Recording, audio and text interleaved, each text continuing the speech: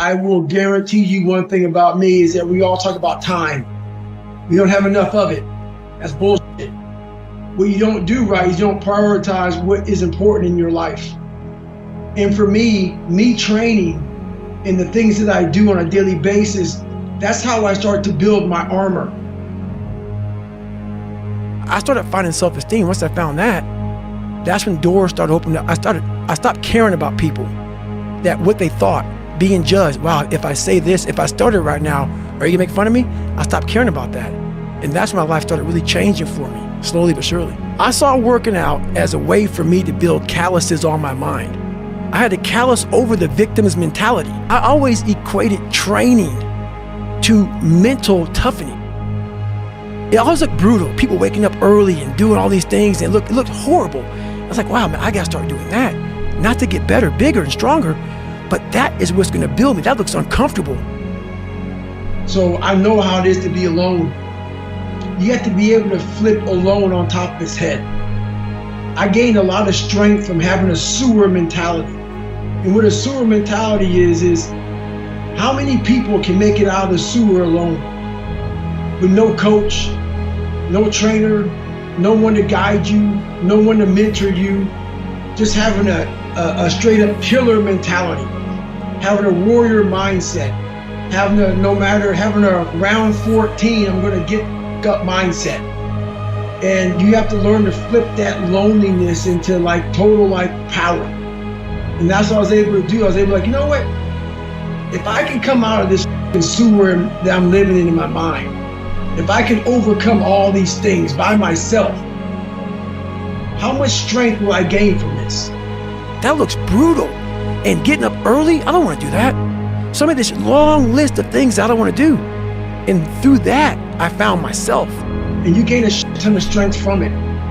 So that's how I looked at my life growing up. I stopped looking at all the bad things that life handed me, and I started looking more as the ultimate training ground for where I want to go. My mental armor starts to get built up by doing these things that are uncomfortable for me. So I still hate running. You guys are getting up at 5 o'clock in the morning, running over here in this golf course. So I started seeing myself very differently than the average human being. I was like, hold on a second. I have something they don't have. I've never had a lot of people in my life, and I keep my circle real small. It's been my mom, and it's my fiance right now. And the more people you have in your life, the noisier your life gets. The more distractions you get in your life, the more shit you start to hear. Growth comes from a very quiet place in your mind. And when you can organize it, you have to organize your mind. And when you have so much noise and distraction, there's no organization in that. So I believe in keeping my circle real small, and those people know what they get from me. And I know what I get from them, and it keeps me going forward, never stagnant. And that's when I started to develop these things through working out. It was this great, never-ending work ethic. And through work ethic, I developed self-esteem. I always equated working out to struggle. And I struggled my whole life, but I ran from it. So I started realizing, man, I gotta start facing the struggle, and I gotta be mentally strong for the struggle. So that's why I started coming up with I'm training for life. Mentally, I'm training for life. I'm not training for I don't care about winning trophies. I don't care about winning anything. All I wanna do is go the distance. And I found out on my own pretty much, is that through discipline, through self-discipline, through repetition, through tons of repetition of the same thing that you don't want to do, and that's the key thing.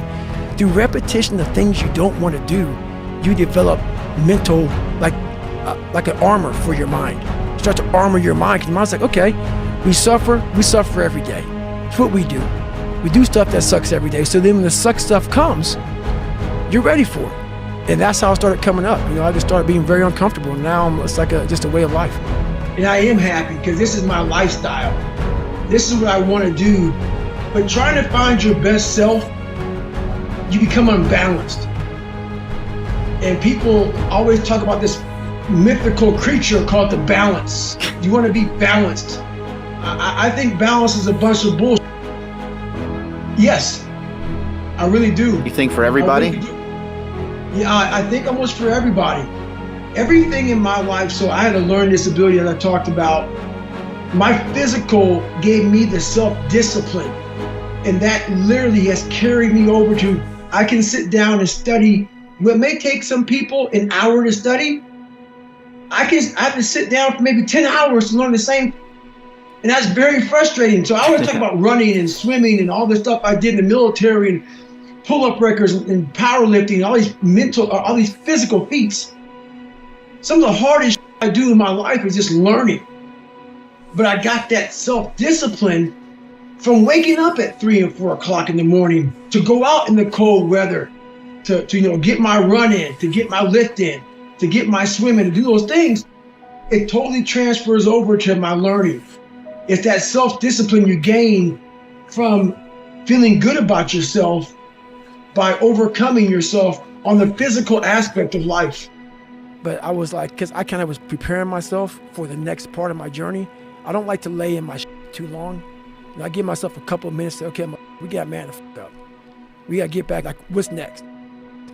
Let's go see, let's go back to college. Let's do something, because you're running and your athletic career's done.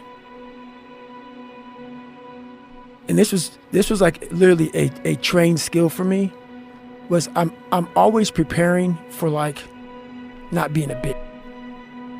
Like, a lot of people get to a point, like, for instance, like, if Jennifer can't do something, like, if she can't go for a run or whatever, just like because something's wrong, like some simple shit, it's gonna bother her. I got to a point in my life where I realized this is life.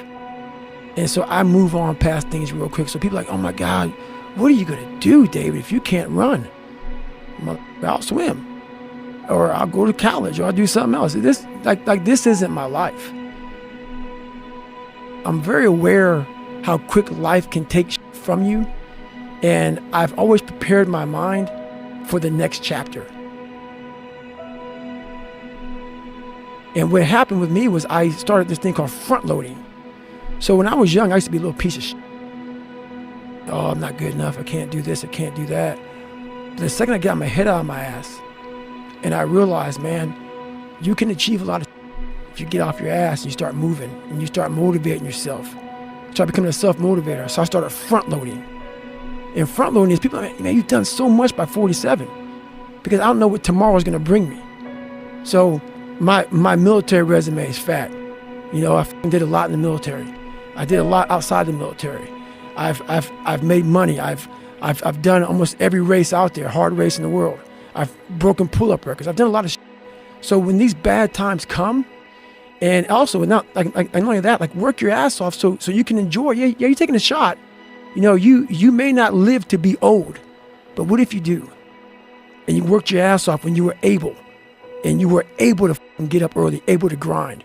If you front load it properly, the back half of your life is money. And that's what I did.